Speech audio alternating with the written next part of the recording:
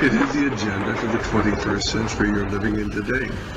For a brave new world where everything that you cherished and held true will no longer exist.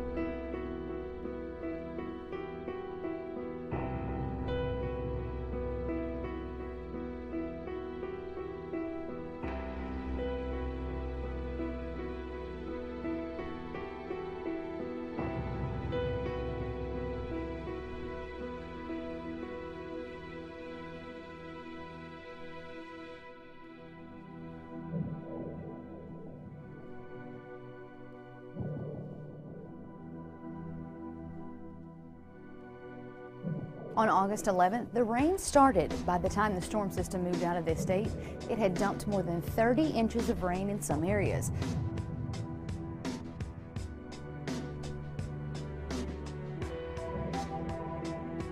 It could be a lot worse. We didn't have the wind with all this rain. If we would have had strong wind, we'd been a lot worse mess. But lucky it was just the rain. We got some sprouting. We had some damage. You know, whether it's 15% damage or not, something I figure somewhere in that area. I mean, we can live with that. Red tide continues to impact our coastline. Take a look at this new map tracking the algae blooms. Red and orange shows moderate to high levels. Charlotte County is seeing the worst of it. Take a look at this. The shores of Punta Gorda right now in some areas covered with dead fish. This is a result of red tide, which we're now seeing in Charlotte Harbor. It's not quite the mullet season that fishermen like Ryan McGee thought they would have. One of the worst red tides I've ever seen come through the Charlotte Harbor.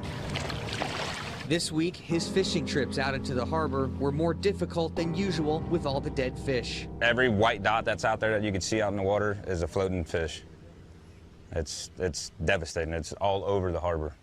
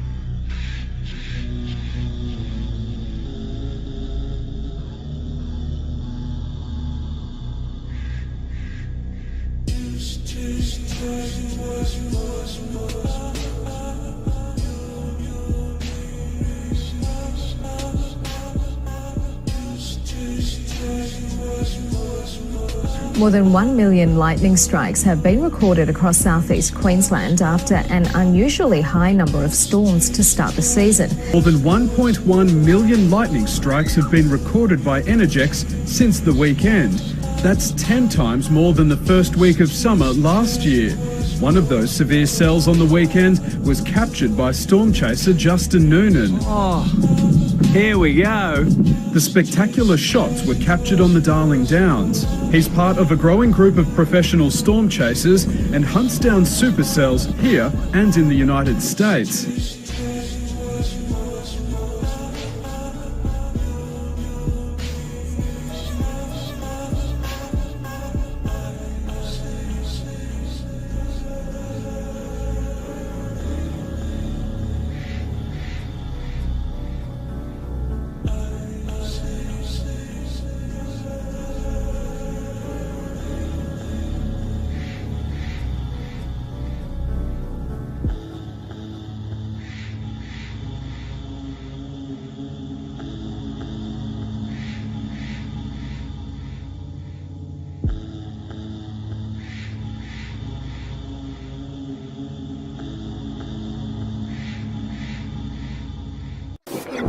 For the first time, radiation from Japan's Fukushima nuclear disaster has been found on the west coast of the U.S. It was found in water samples taken off the coast of Oregon earlier this year. Researchers say a massive amount of contaminated water was released from the Fukushima nuclear power plant following a 9.0 magnitude earthquake and tsunami in March of 2011. Radiation was released into the surrounding air and then fell into the sea. The levels of contamination off the U.S. coast are extremely low, though, and are currently deemed safe. But officials are continuing to monitor the situation, saying that the bulk of the radiation plume from the Fukushima plant has not yet made its way across the Pacific.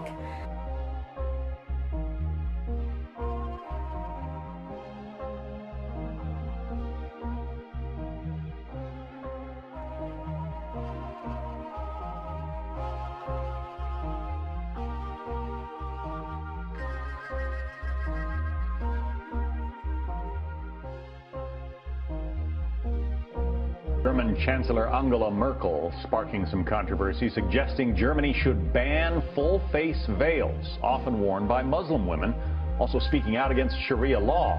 Her comments raise questions about how other European nations handle that controversial issue.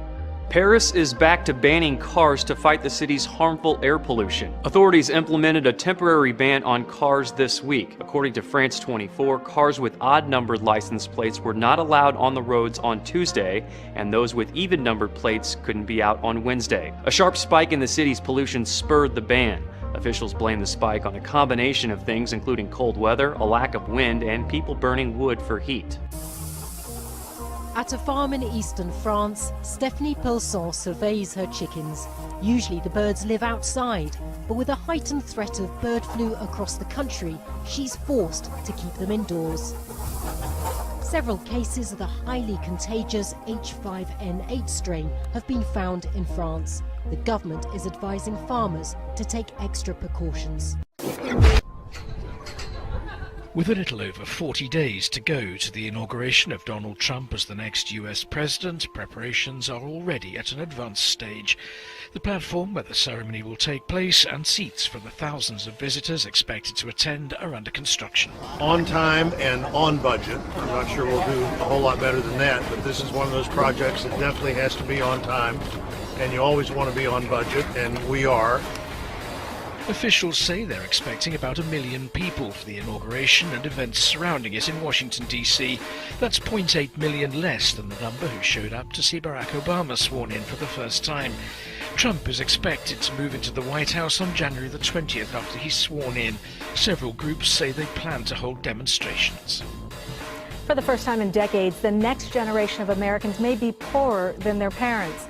New research finds that younger adults' chances to earn more than their parents have plummeted in recent decades. That means a lower quality of life overall. The study is fueling concerns that the classic story of steady upward mobility is disappearing in the face of a widening wealth gap. It found that barely half of Americans born in 1980 earn more at age 30 than their parents did at the same age. For Americans born in 1940, that rate was 92% back in 1972. The researchers found two main causes of this drop in mobility. One, economic growth has slowed in recent decades. Two, income inequality is rising, meaning fewer people are benefiting from any new income being created. In order for the problem to be fixed, researchers say there needs to be more growth for all Americans and not just those at the top. Of course, in 2016, our intelligence community determined that there was malicious cyber activity intended to interfere with our elections. In the high confidence assessment that was released this past October, the intelligence community made very clear that this was activity directed by the highest levels of the Russian government. It's now clear that so-called fake news can have real-world consequences. This isn't about politics or partisanship. Lives are at risk. Lives of ordinary people just trying to go about their days, to do their jobs, contribute to their communities. It's a danger that must be addressed, and addressed quickly. When a high school student starts waving a knife and threatening classmates, that's when a campus police officer took action. Some of this is certainly disturbing, but this is how it ended.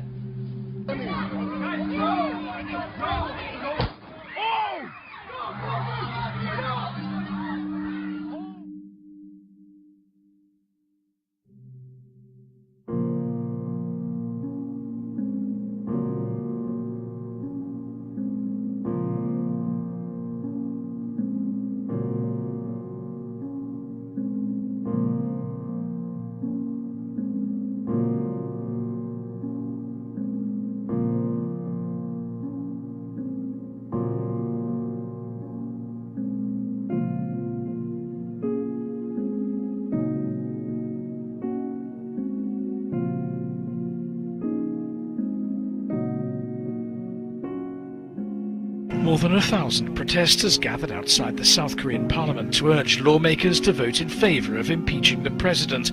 They got their wish. They passed the impeachment bill in the growing row over an influence peddling scandal. Park Geun-hye could now become the country's first democratically elected leader to be ousted from office. Park's accused of colluding with a friend and a former aide to pressure big businesses to donate to two foundations set up to back her policy initiatives. She's denied any wrongdoing but has apologized for carelessness in her ties with her friend. The scandals led to mass rallies every Saturday for the past 6 weeks calling for Park to quit. Opinion polls show overwhelming public support for her impeachment. The Constitutional Court must now decide whether to uphold the motion and remove Park from office or reject it and reinstate her. As the rebels increasingly lose their grip on Aleppo, Syrian armed forces continue to pound the besieged areas, many killed and wounded in the crossfire. We came to this frontline crossing just as a man was being evacuated, claiming he was shot by rebels as he tried to flee. They shot me as I was running out, he says. They don't allow anyone to get out. They said, "Are you going to the regime areas?" The opposition strongly denies its fighters would harm civilians, but the rebels do acknowledge they won't be able to hold out in Aleppo much longer. And that realization is leading to an avalanche of people trying to flee the rebel districts. Syrian troops throwing some bread, but not nearly enough to quell the hunger of the many who've been starving for months. The Syrian military has made major advances once again in the past 24 hours, and we can see that as the army moves forward, more and more people are coming out of those former besieged areas.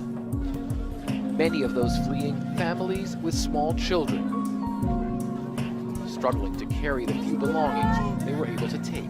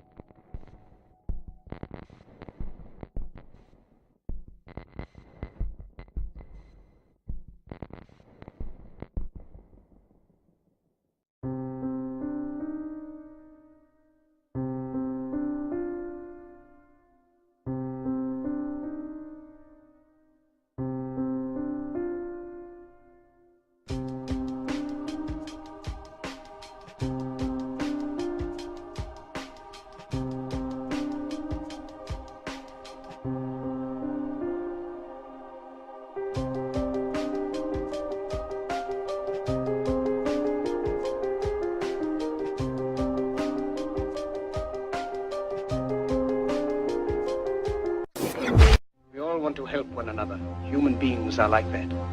We want to live by each other's happiness, not by each other's misery. We don't want to hate and despise one another. In this world there's room for everyone, and the good earth is rich and can provide for everyone. The way of life can be free and beautiful, but we have lost the way. To those who can hear me, I say, do not despair. The misery that is now upon us is but the passing of greed, the bitterness of men who fear the way of human progress. The hate of men will pass, and dictators die, and the power they took from the people will return to the people. And so long as men die, liberty will never perish. You have the love of humanity in your hearts. You don't hate, only the unloved hate, the unloved and the unnatural. In the 17th chapter of St. Luke it is written, the kingdom of God is within man, not one man nor a group of men, but in all men, in you. You, the people, have the power. Then in the name of democracy, let us use that power. Let us all unite.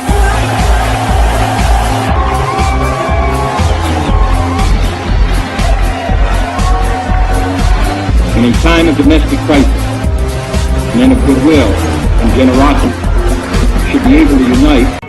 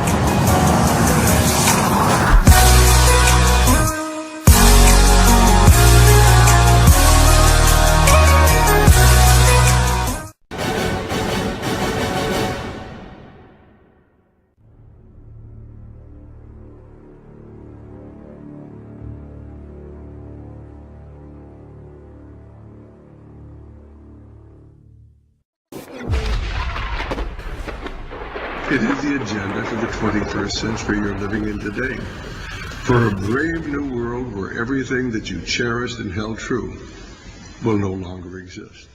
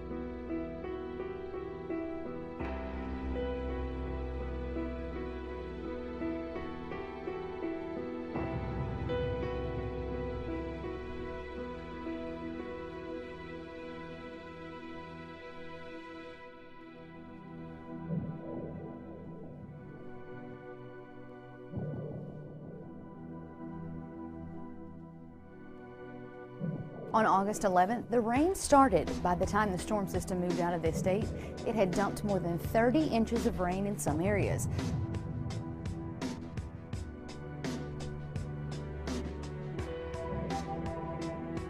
It could be a lot worse.